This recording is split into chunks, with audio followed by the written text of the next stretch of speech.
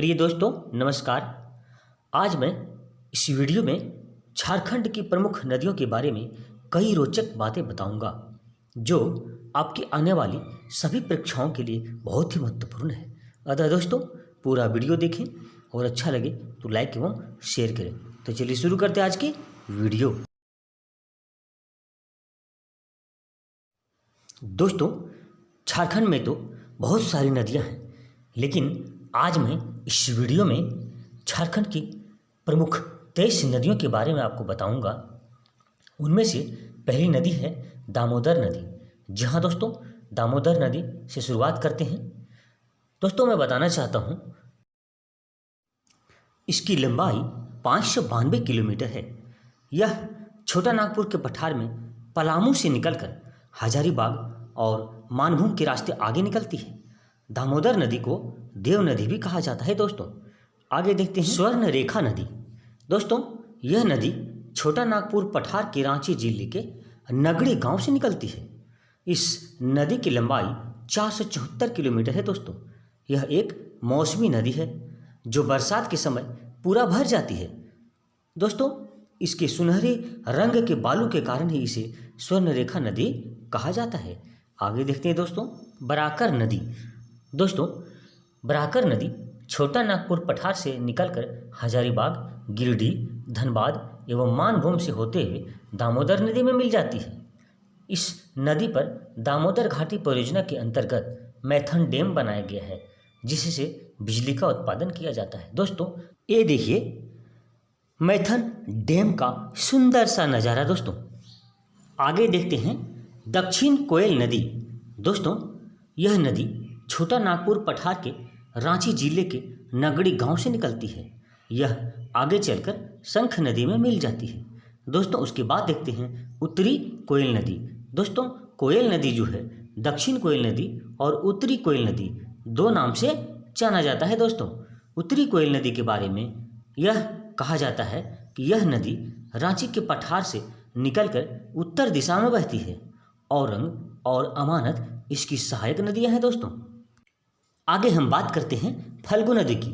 दोस्तों फल्गु नदी छोटा नागपुर पठार के उत्तरी भाग से निकलती है। यह नदी बहुत सारी छोटी छोटी सरिताओं से मिलकर बनी है। दोस्तों बोध गया में मोहना नदी इस नदी से मिलकर एक विशाल रूप ले लेती है। साथियों पितृपक्ष में कई लोग यहाँ फल्गु स्नान और पिंडदान भी करते हैं। दोस्तों आगे देखते हैं पुनपुन नदी। दोस्तों यह नदी झारखंड के छोटा नागपुर पठार के पलामू जिले से निकलती है। हिंदू धर्म में इस नदी को पवित्र नदी के रूप में पूजा जाता है। दोस्तों इसको कीकट तथा कहीं कहीं बमा गधी के नाम से भी जाना जाता है। दोस्तों यह नदी आगे जाकर गंगा नदी में मिल जाती है। आगे हम बात करते हैं दोस्तों शंख नदी की। शंख नदी छोटा नागपुर पठार के पश्चिमी छोर पर उत्तरी कोयल के विपरीत बहती है। इसकी उत्पत्ति पाट क्षेत्र के दक्षिण छोर से होती है। इसकी शुरुआत झारखंड के गुमला जिले के रायडी से होती है। दोस्तों यह नदी शुरू में एक बहुत ही संकीर्ण और गहरी खाई बनाती है। यह राजा डेरा के पास 200 फीट ऊंचा झरना बनाता है। दोस्तों जिसे सदानी घाघ जलप्रपात के रूप में जाना जाता है। तो दोस्तों शंख नदी के बाद हम बात करते हैं पंचानन नदी की। दोस्तों यह नदी 5 धाराओं से मिलकर बनी है, इसलिए इसे पंचानन नदी कहते हैं। इस नदी को पंचाने नदी भी कहा जाता है। दोस्तों इस नदी का उद्गम स्थल पलामू जिले में है। इस नदी की लंबाई 290 किलोमीटर है। अतः दोस्तों यह नदी झारखंड की एक बहुत ही महत्वपूर्ण नदी मानी जाती है। दोस्तों इसके बाद हम बात करते हैं अजय नदी की। दोस्तों अजय नदी का उद्गम स्थल मुंगेर बिहार में है। यह झारखंड में देवघर तथा जामतारा में बहती है। दोस्तों देवघर के पुनासी में पुनासी जल परियोजना के तहत इस नदी पर पुनासी डैम का निर्माण किया गया है। दोस्तों ये देखिए पुनासी डैम का सुंदर सा नज़ारा। दोस्तों आगे हम बात करते हैं मयूराक्षी नदी की। यह नदी देवघर जिले के त्रिकुट पहाड़ी से निकलती है। यह भुरभुरी नदी से मिलकर मोर के नाम से जानी जाती है। इस नदी पर कनाडा सरकार के सहयोग से मसानजोर डैम का निर्माण किया गया है। दोस्तों इस डैम को कनाडा डैम भी कहा जाता है। अगला है दोस्तों ब्रह्मणी नदी। यह नदी दुमका जिले के दुधवा पहाड़ी से निकलती है। इसकी प्रमुख सहायक नदी घुमरो एवं एरू नदी है। आगे देखते हैं बासलोई नदी।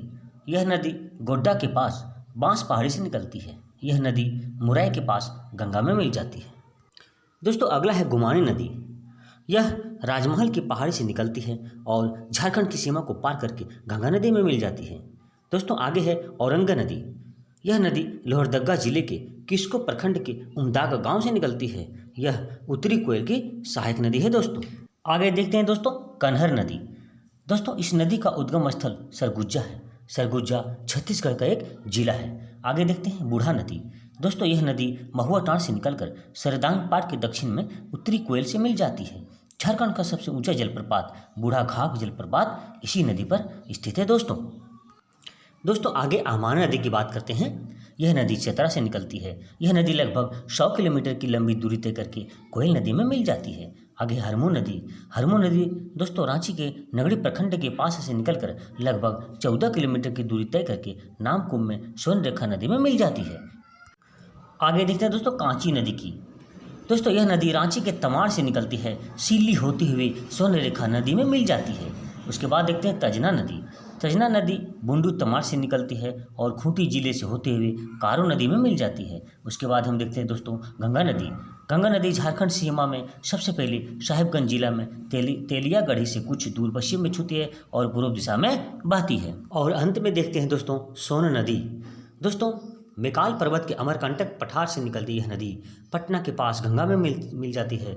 इस नदी की लंबाई 780 किलोमीटर है। इस नदी को सोनभद्र और हिरण्यवाह के नाम से भी जाना जाता है।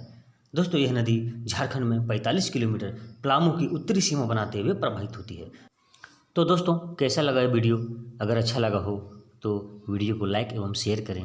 साथ ही अगर अभी तक हमारे चैनल को सब्सक्राइब नहीं किए हैं तो अपडेट्स पाने के लिए जल्दी हमारे चैनल से जुड़ें और हमारे चैनल को सब्सक्राइब करें तथा बेल आइकन को प्रेस करें, जिससे कि इस चैनल पर आने वाली नई वीडियो की नोटिफिकेशन आपको पहले मिलेगी और आप सबसे पहले हमारी वीडियो को देख पाएंगे।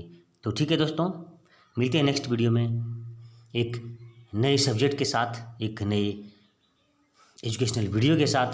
तब तक के लिए जय हिंद, जय भारत।